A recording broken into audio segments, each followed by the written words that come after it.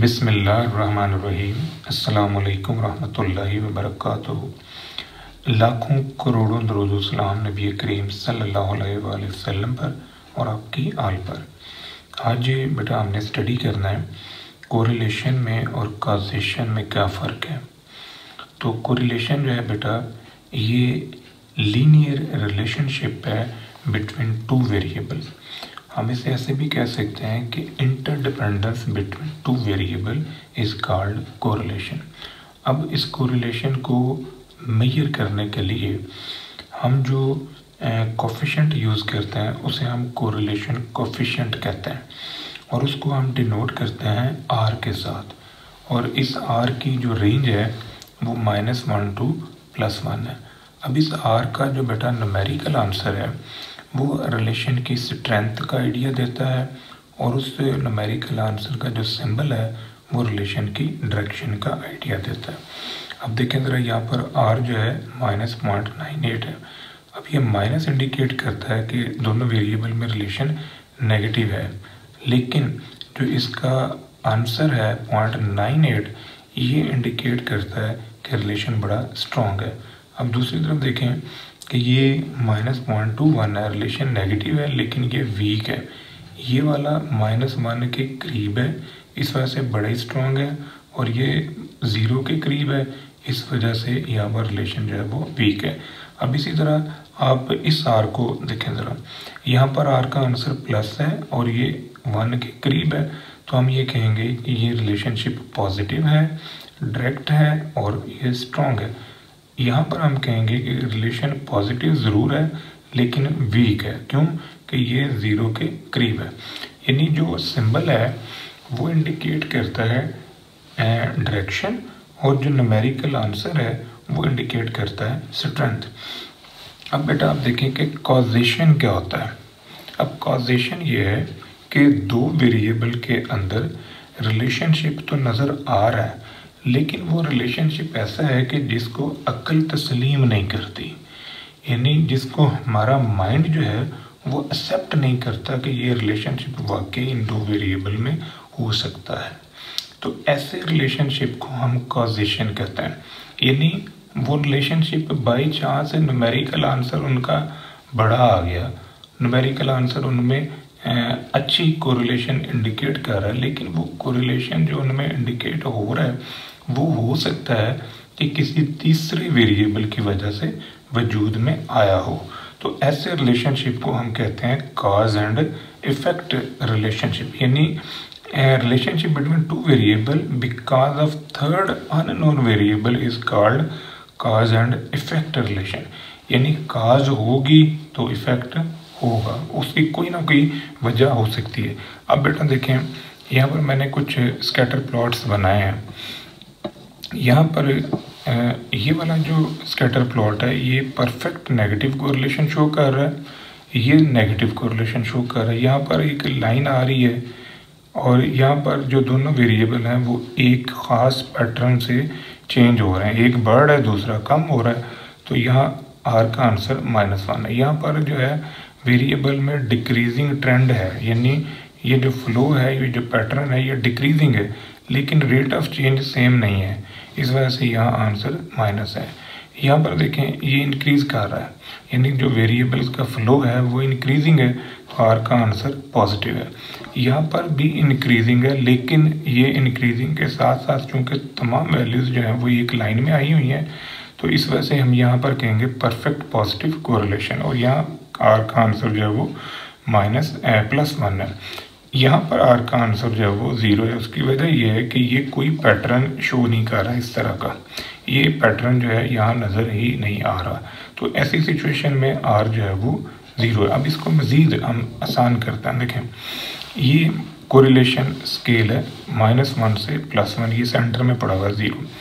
-1 हुआ तो perfect negative correlation है, +1 हुआ तो परफेक्ट पॉजिटिव कोरिलेशन है, 0 हुआ तो नो लीनियर रिलेशनशिप। अब यहाँ 0.5 प्लस का है, यहाँ 0.5 जो है वो माइनस का है। अगर आंसर आपका 0.5 से इस तरफ जा रहा है तो इसकी स्ट्रेंथ में इजाफा हो रहा है, ये स्ट्रॉन्ग पॉजिटिव होता जा रहा है। अगर ये इस तरफ जाएगा तो ये वीक पॉजिटिव है, अगर ये इस तरफ जा रहा है तो भी वीक है और नेगेटिव रिलेशन है। अगर ये इस तरफ जा रहा है तो ये स्ट्रॉन्ग है और नेगेटिव रिलेशनशिप है। अब बेटा यहाँ जो पॉइंट मैं क्लियर करना चाह रहा हूँ वो ये कि जो न्यूमेरिकल वैल्यू है आपने उसको रीड करना है विदाउट सिंबल, यानी उसके सिंबल के बगैर आपने उसे रीड करना है। उसका जो प्लस और माइनस का सिंबल है उसे छोड़ के देखना है कि बड़ी कौन सी है।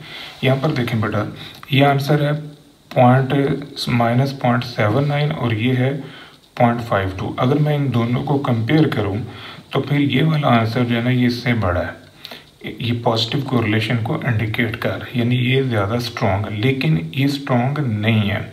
उसकी वजह ये है कि ये वाला आंसर जो है ये -1 के ज़्यादा करीब है, तो ये रिलेशन जो है ये ज़्यादा स्ट्रॉन्ग है। यहाँ पर रिलेशन ज़रूर है लेकिन ये वीक रिलेशनशिप है। इसी तरह आप इसको देखें तो ये वाला रिलेशन जो है ना ये स्ट्रॉन्ग है, ये वाला वीक है। ये पॉजिटिव इंडिकेशन दे रहा है, ये वाला नेगेटिव इंडिकेशन दे रहा है। अब जो काज एंड इफेक्ट रिलेशन है और कोरिलेशन का कॉन्सेप्ट है, इसको हम मुख्तलिफ एग्जाम्पल से आइडेंटिफाई करते हैं। देखें बेटा, यहाँ पर मैंने कुछ एग्जाम्पल्स लिखे हैं जिनमें हमने ये असेस करना है कि यहाँ काज एंड इफेक्ट रिलेशन है या कोरिलेशन है। मैंने जैसे आपको बताया कि कुछ रिलेशनशिप ऐसे हैं जिनको अक्ल तस्लीम करती है, जेन्युइन होते हैं, उनको हम मैथमेटिकल फॉर्म में फील करते हैं, वो कोरिलेशन है। और कुछ ऐसे रिलेशनशिप्स हैं जो अक्ल तस्लीम नहीं कर रही, तो उन रिलेशनशिप की फिर वजह जो है वो कोई तीसरा वेरिएबल है, तो ऐसे रिलेशनशिप को हम कहते हैं कॉजेशन। मज़ीद देखें बेटा, increase sunlight and stats score increase. अब वो कहता है जी जैसे जैसे सनलाइट ज़्यादा होती जा रही है तो वैसे वैसे स्टैट के स्कोर जो हैं वो ज़्यादा होते जा रहे हैं बच्चे के। तो ये कोई रिलेशनशिप नहीं है, ये अक्ल जो है वो इसे तस्लीम नहीं करती कि किसी के मार्क्स जो हैं वो सनलाइट के साथ अटैच हुए हुए हैं, तो ये कॉजेशन है। Temperature increase and crime rate increase या क्राइम इंक्रीज, तो ये भी अक्ल तस्लीम नहीं करती कि टेम्परेचर इंक्रीज हो जाए तो उससे क्राइम में इजाफा होता है, ये भी कॉजेशन है। Death rate increase due to eating bananas, यानी केले ज़्यादा खाने से या केले खाने से डेथ रेट हो रही है, तो ये भी कॉजेशन है। डेथ रेट की वजह केले खाना नहीं, कोई और वजह हो सकती है। हो सकता है उस एरिया के अंदर कोई मोहल्ले की वबा फैल गई हो, कोई बीमारी आ गई हो, तो ये रिलेशन जो है ये कॉजेशन में आएगा क्योंकि अक्ल इसको तस्लीम नहीं करती। Consumption increase due to income increase, ये रिलेशनशिप जो है ये अक्ल तस्लीम करती है। उसकी वजह ये है कि जैसे जैसे किसी की इनकम में इजाफा होता है वैसे वैसे उसकी कंजम्पशन में इजाफा हो जाता है, यानी अगर उसके पास पैसे ज़्यादा आ रहे हैं तो उसका लाइफस्टाइल चेंज होगा, उसके अखराजात जो है वो बढ़ जाएंगे। Volume of gas and pressure, तो ये जो volume of gas and pressure है ये भी बेटा कोरिलेशन है। उसकी वजह ये है कि जैसे ही आप वॉल्यूम ऑफ गैस और प्रेशर के रिलेशन को स्टडी करते हो, प्रेशर को आपने थोड़ा सा लूज़ किया तो उससे क्या होगा, वॉल्यूम जो है वो बढ़ जाएगा, फैलेगा। इसी तरह अगर आप प्रेशर को बढ़ाएंगे तो वॉल्यूम जो है वो श्रिंक होगा, तो ये जो रिलेशनशिप है ये कोरिलेशन कहलाएगा। मज़ीद देखें, sale of ice cream and temperature increase, ये भी कोरिलेशन है। उसकी वजह ये कि जैसे जैसे टेम्परेचर ज़्यादा होता है यानी गर्मी ज़्यादा आती है, गर्मी की शिद्दत में इजाफा होता है तो आइसक्रीम की सेल भी ज़्यादा होने लग जाती है। मज़ीद देखें बेटा कि smoking increase due to income increase, ये कॉजेशन है कि किसी की इनकम बढ़ रही है तो वो स्मोकिंग करने लग जाए।